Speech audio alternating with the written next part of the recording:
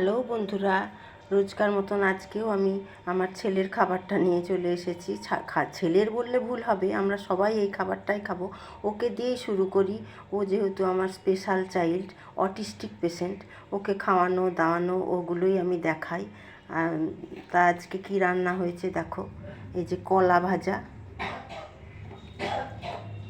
সাজনের ফুল ভাজা, এই সিজনে তো খেতেই হয় সাজনের ফুলটা।